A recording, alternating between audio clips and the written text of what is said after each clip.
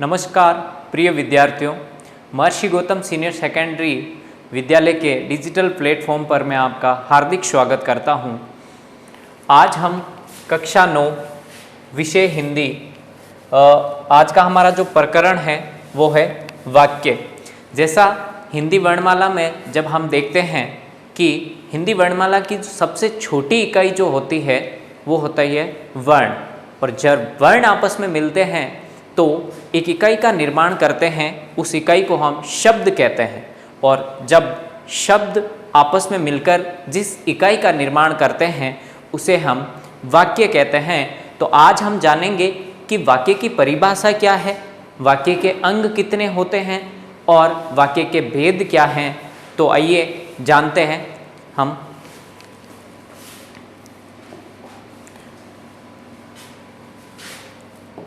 तो अभी हम सबसे पहले ये देखेंगे कि वाक्य की परिभाषा क्या है। तो वाक्य की परिभाषा के बारे में जानेंगे हम अभी। जब शब्दों का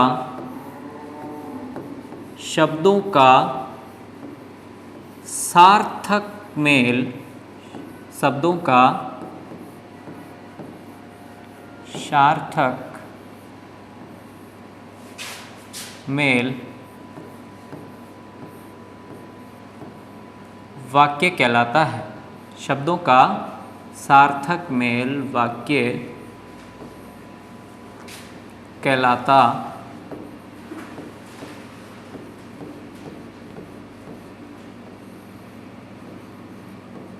है।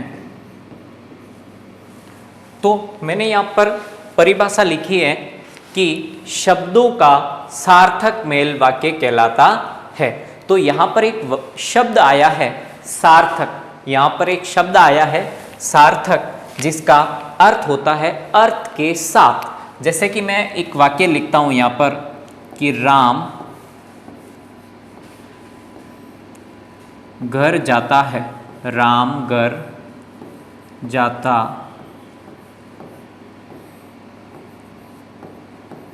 है, राम घर जाता है। तो यहाँ पर मैं देखूंगा कि ये वाक्य जो है राम घर जाता है, ये वाक्य कोई न कोई अर्थ दे रहा है, इसीलिए व्याकरणिक दृष्टि से हम इसे वाक्य की संज्ञा दे सकते हैं। तो अब मैं अगर इकाई की बात करूं तो जब वर्ण आपस में जुड़ते हैं तो शब्द का निर्माण करते हैं। जब वर्ण आपस में जुड़ते हैं तो शब्द का निर्माण करते हैं, और जब शब्द आपस में जुड़ते हैं तब वाक्य का निर्माण होता है। तो इसमें एक बात भूले नहीं कि यहाँ पर सार्थक शब्द का प्रयोग होना अति आवश्यक है, क्योंकि जब वर्णों का सार्थक मेल नहीं होगा तब तक शब्द नहीं बन पाएगा, और जब शब्दों का सार्थक मेल नहीं होगा तब तक वो वाक्य नहीं बन पाएगा। तो मैं यहाँ पर ये कह सकता हूँ कि अगर परिभाषा की बात की जाए तो शब्दों का सार्थक मेल वाक्य कहलाता है। जैसे कि राम घर जाता है, और मैंने कहा कि वर्ण आपस में मिलकर शब्दों का निर्माण करते हैं, और शब्द जब आपस में मिलते हैं तो वाक्य का निर्माण होता है। तो अब हम जानते हैं कि वाक्य के अंग कौन कौन से होते हैं। जिस तरह से हम ये कह सकते हैं कि अभी हम पढ़ेंगे वाक्य के अंग, वाक्य के अंग,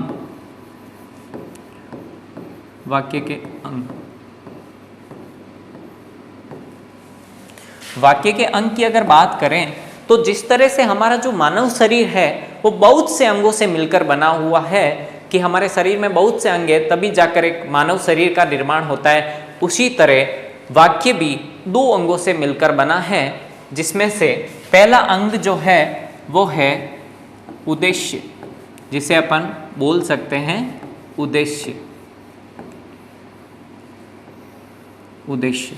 और दूसरा जो हमारा अंग है वो है विधेय, वो है विधेय। तो यहां पर मैं ये कहना चाहूंगा कि वाक्य जो है वो दो अंगों से मिलकर बना है, जिसमें से पहला अंग है उद्देश्य और दूसरा अंग है विधेय। अब अगर बात करें कि उद्देश्य में क्या आता है और विधेय में क्या आता है, तो हम जानेंगे कि उद्देश्य में वाक्य का कर्ता आता है, वाक्य का कर्ता आता है, और विधेय में वाक्य की क्रिया और कर्म, क्रिया और कर्म आते हैं। जी हाँ, हम देख रहे हैं कि उद्देश्य जो है वाक्य का, उसमें वाक्य का कर्ता आता है, और जो विधेय है उसमें क्रिया कर्म आता है। तो यहाँ पर मैं आपको एक बात बताना चाहूँगा व्याकरणिक दृष्टि से, कि यहाँ पर मैंने एक चिन्ह का प्रयोग किया है, ये जिसे अपन हिंदी में बोलते हैं अल्प विराम। क्या बोलते हैं इसको? अल्प विराम। अल्प विराम जो है वो इस तरह का चिन्ह होता है, और इसका मतलब होता है अल्प मतलब थोड़ा, विराम मतलब रुकना। तो जहां पर अल्प विराम लगा हुआ है वहां पर हमें थोड़ा रुकना होता है, और उसके थोड़े रुकने के बाद हमें अगले शब्द को पढ़ना होता है। जैसे कि यहाँ पर एक शब्द लिखा है मैंने, क्रिया कर्म, और इसके बीच में मैंने अल्प विराम लगा रखा है, जैसा कि आप देख सकते हैं। तो इस अल्प विराम का मतलब है कि मुझे थोड़ा रुकना है। तो इसको मैं अगर ऐसे पढ़ूं, क्रिया कर्म, तो इसका मतलब ये हुआ कि वाक्य की क्रिया और वाक्य का कर्म। लेकिन अगर मैं नहीं रुकूं और सीधा ही पढ़ लूं, तो मैं ऐसे पढ़ूंगा इस शब्द को, क्रिया कर्म, जो कि मरने के बाद किया जाता है। तो इससे हमने ये जाना कि एक हिंदी का छोटा सा विराम चिन्ह, ठीक है, जिसकी उपयोगिता इतनी है कि वो अगर नहीं हो तो यहाँ पर अर्थ का अनर्थ हो जाता है। तो इसीलिए परीक्षा उपयोगी बात यह है कि हमें विराम चिन्हों का महत्वपूर्ण रूप से अध्ययन करना है और उसको समझना है और उसको उपयुक्त स्थान पर लगाना है। तो अभी हम बात कर रहे थे कि वाक्य के दो अंग होते हैं, पहला उद्देश्य, दूसरा विधेय। तो उद्देश्य में वाक्य का कर्ता आता है और विधेय में वाक्य की क्रिया और कर्म आता है। जैसे कि मैं एक वाक्य लिखूंगा यहाँ पर कि सीता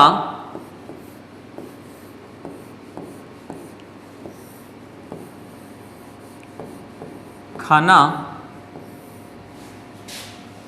पकाती है, सीता खाना पकाती है, सीता खाना पकाती है। तो यहाँ पर जो सीता है वो वाक्य का क्या है? कर्ता है, और खाना जो है वो वाक्य का कर्म है, और पकाना जो है वो वाक्य की क्रिया है। तो जैसा कि हम ऊपर लिखा हुआ है कि उद्देश्य जो है वो वाक्य का कर्ता होता है, कहने का तात्पर्य कर्ता जो है वो वाक्य का उद्देश्य होगा। तो यहाँ पर इस वाक्य में सीता जो है वाक्य की क्या है? वाक्य का उद्देश्य है, क्योंकि वो वाक्य की कर्ता है। तो हम कह सकते हैं यहाँ पर सीता जो है कर्ता है, इस नाते से वो क्या हुई? उद्देश्य। उद्देश्य सीता करता है, इसीलिए क्या हुई? उद्देश्य। और खाना पकाना, ये दोनों जो है वो क्रिया और कर्म है, इसीलिए ये क्या हुए? विधेय।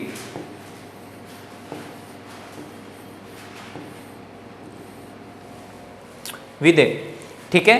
तो हम कह सकते हैं जो वाक्य का कर्ता होगा वो वाक्य का उद्देश्य होगा, और जो वाक्य की क्रिया और वाक्य का कर्म होगा वो विधेय होगा। कि यहाँ पर लिखा हुआ है कि सीता वाक्य की कर्ता है, इसीलिए वाक्य का उद्देश्य हो गई, और खाना और पकाना वाक्य की क्रिया और कर्म है, इसीलिए वाक्य का विधेय हो गया। अब अगर आपसे कोई भी वाक्य में अगर पूछा जाए तो वाक्य का उद्देश्य कौन है, तो वाक्य का उद्देश्य वाक्य का कर्ता होता है, क्योंकि कोई भी वाक्य कर्ता को ही टारगेट करके किया जाता है, और उद्देश्य को इंग्लिश में हम टारगेट ही बोलते हैं। तो ये हमारा याद रखने का तरीका हो गया कि वाक्य का उद्देश्य मीन्स टारगेट कौन होगा? वाक्य का कर्ता, और जो क्रिया और जो कर्म होगा वो वाक्य का विधेय होगा। अब अगर हम बात करें वाक्य के भेद की, तो वाक्य की भेद की अगर बात करें कि वाक्य के कितने भेद होते हैं, तो वाक्य के भेद, वाक्य के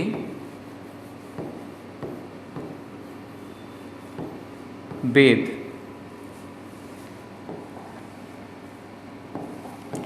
वाक्य के भेद दो आधार पर किए गए हैं। वाक्य के भेद दो आधार पर हुए हैं, जिसमें से जो पहला आधार है वो है अर्थ के आधार पर, अर्थ के आधार, अर्थ के आधार पर।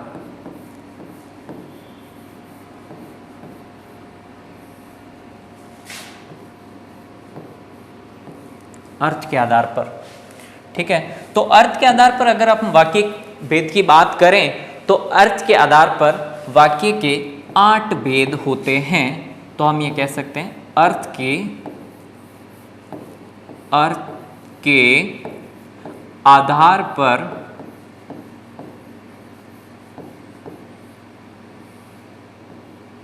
आधार पर वाक्य के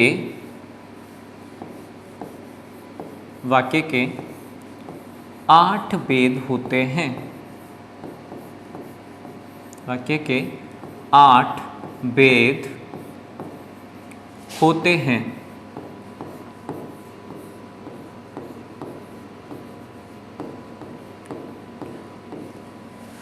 तो अभी हमने देखा कि जो हमारा जो पहला आधार है वो है अर्थ के आधार पर। तो अर्थ के आधार पर वाक्य के 8 भेद होते हैं। जिस तरह से एक वाक्य जब होता है तो उसके बहुत तरीके से अर्थ निकल सकते हैं। और अब जो हमारा दूसरा आधार जो है वो है रचना के आधार पर।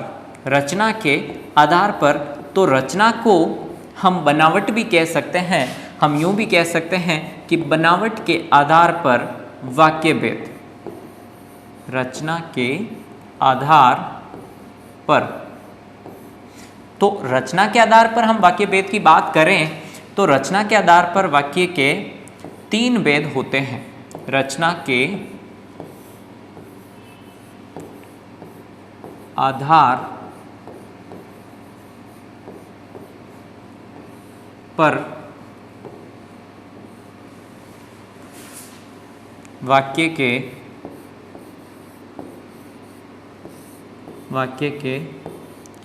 3 भेद होते हैं।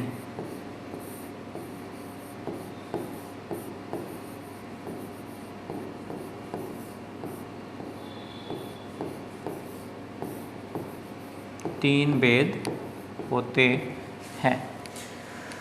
तो अभी हमने पढ़ा कि वाक्य के भेद, तो अभी तक हमने ये पढ़ा कि वाक्य के 2 आधार पर भेद किए गए हैं, जिसमें पहला है अर्थ के आधार पर, दूसरा है रचना के आधार पर। तो अगर हम अर्थ के आधार पर वाक्य भेद की बात करें तो अर्थ के आधार पर हमारे वाक्य के 8 भेद होते हैं, जिसका अध्ययन हम अभी करेंगे। और रचना के आधार पर मैं बात करूं तो रचना के आधार पर वाक्य के 3 भेद होते हैं। तो आपको याद रखना का जो है वो है अर्थ के आधार पर और रचना के आधार पर। तो कई बार बच्चे कंफ्यूज हो जाते हैं कि अर्थ के आधार पर 8 है या फिर रचना के आधार पर 8 है। तो याद रखने का सबसे बढ़िया तरीका यही है कि अर्थ में भी अ आता है और 8 में भी अ आता है। तो जहां पर अ और अ मिल रहे हैं तो वही सही करना है, क्योंकि अर्थ में भी अ से स्टार्ट हो रहा है अर्थ और 8 भी अ से शुरू हो रहा है। तो बाकी रचना के 3 हो जाएंगे। तो अब हम जो आगे अध्ययन करेंगे वो अर्थ के आधार पर वाक्य भेद का अध्ययन करेंगे। अभी तक हमने जाना कि वाक्य की परिभाषा क्या है, वाक्य के अंग कितने होते हैं और वाक्य के भेद किस आधार पर किए गए हैं। तो अभी जो हम अध्ययन करेंगे वो अर्थ के आधार पर वाक्य भेद होगा। तो आइए जानते हैं कि अर्थ के आधार पर वाक्य के कौन से भेद होते हैं।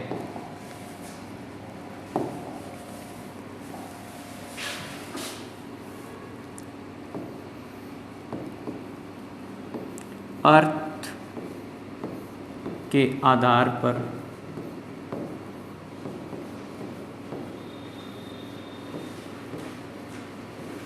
अर्थ के आधार पर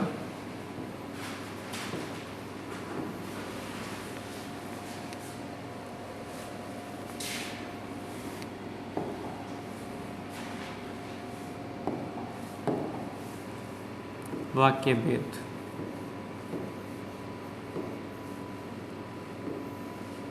वाक्य भेद अर्थ के आधार पर वाक्य भेद। तो अब हम देख रहे हैं कि अर्थ के आधार पर वाक्य का पहला भेद कौन सा है। तो अगर बात करें तो पहला भेद जो है वो है विधानवाचक। विधानवाचक।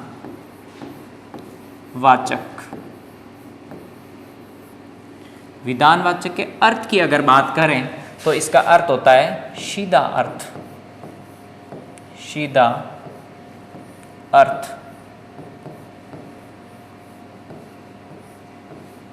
इसका अगर मैं वाक्य लिखूं, वाक्य के माध्यम से समझाऊं तो राम पढ़ता है।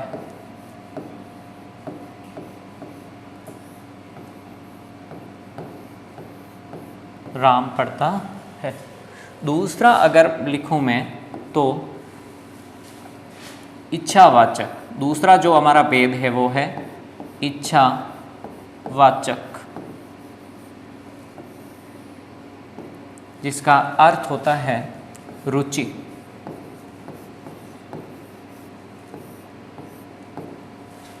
जैसे इसका वाक्य निर्माण करूं तो राम को पढ़ना है।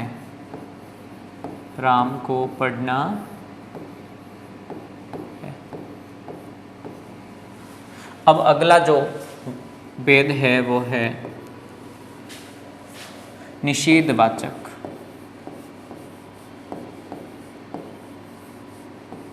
निषेधवाचक। निषेधवाचक में हमें नाम से ही पता चल रहा है कि निषेध मतलब नकारात्मक क्रियाएं आने वाली है। तो निषेध में हमेशा वाक्य में नहीं प्रयुक्त होगा। जैसे वाक्य लिखूं तो राम नहीं पढ़ता है। नहीं पढ़ता है।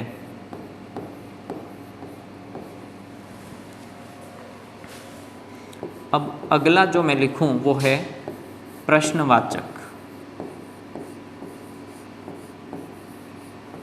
प्रश्नवाचक, जिसमें प्रश्न आएगा, या मैं यूं कहूं कि इसमें प्रश्नवाचक चिन्ह का प्रयोग होगा। जैसे क्या राम पढ़ता है। क्या राम पढ़ता है, पीछे मैंने प्रश्नवाचक चिन्ह लगा दिया। अब अगला जो मैं बात करूं वो है विस्मयवाचक। विस्मयवाचक,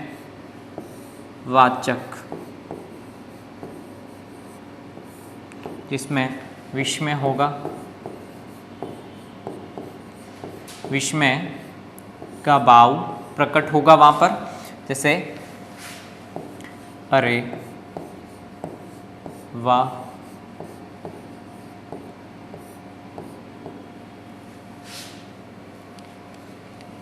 राम पढ़ता है।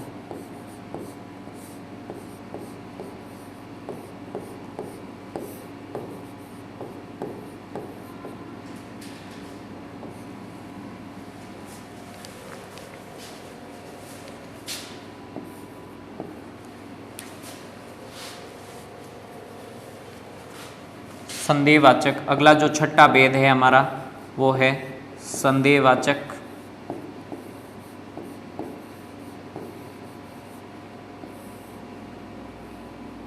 संदेहवाचक जिसका अर्थ होगा शक। शक करना, शायद,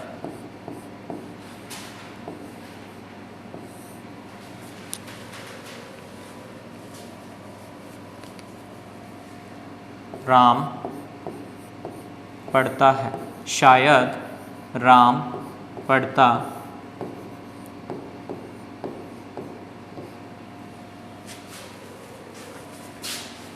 अब अगला जो भेद है वो है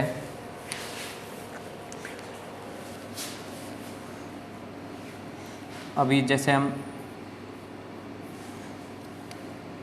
6 भेद अगर लिखे हैं मैंने यहाँ पर वाक्य के, जिसमें पहला भेद है विधानवाचक, दूसरा है इच्छावाचक, तीसरा निषेधवाचक, चौथा प्रश्नवाचक, पांचवा विस्मयवाचक, छठा संदेहवाचक।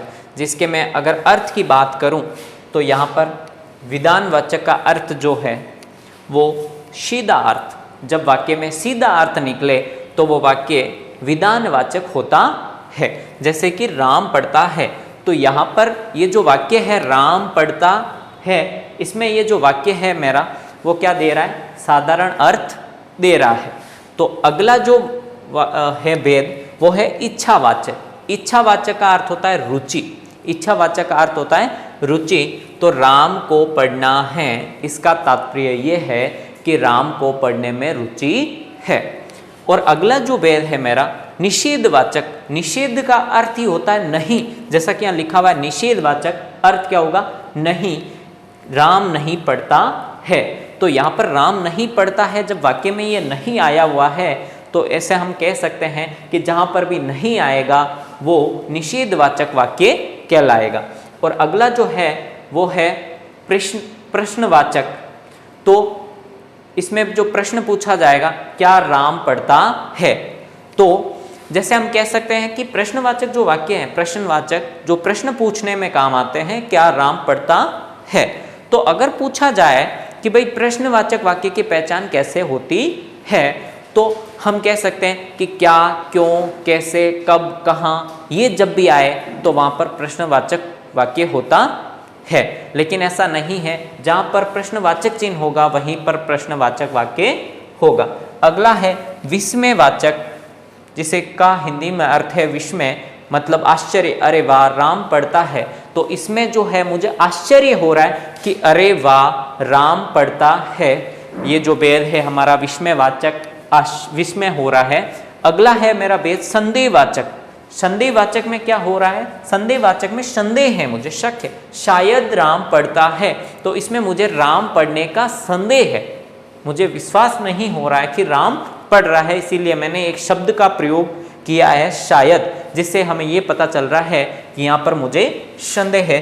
तो अब हम आगे के भेद जो पढ़ते हैं वो ये है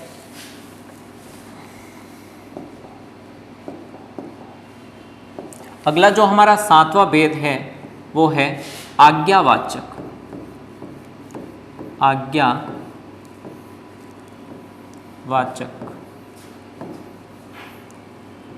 आज्ञावाचक में आएगा आदेश।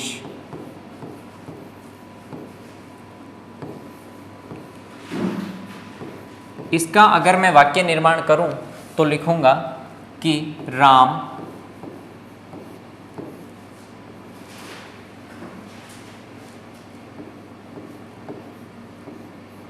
तुम पढ़ो, राम तुम पढ़ो। और जो मेरा 8वां भेद है वो है संकेतवाचक, जो है संकेतवाचक।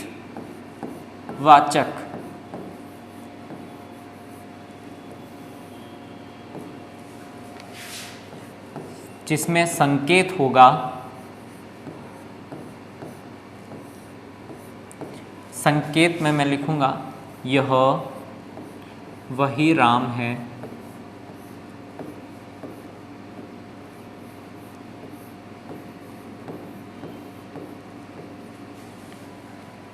जो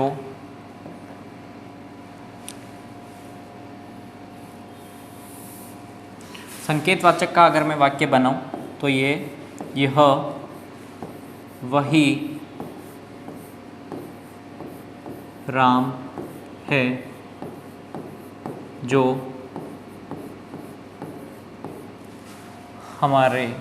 हमारी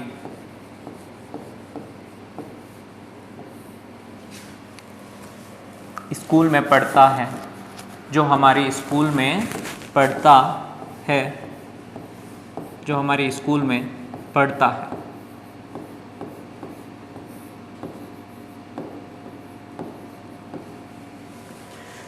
तो अभी हमने देखा कि आज्ञावाचक मतलब आदेश, राम तुम पढ़ो, यहां पर राम को पढ़ने का आदेश दिया गया।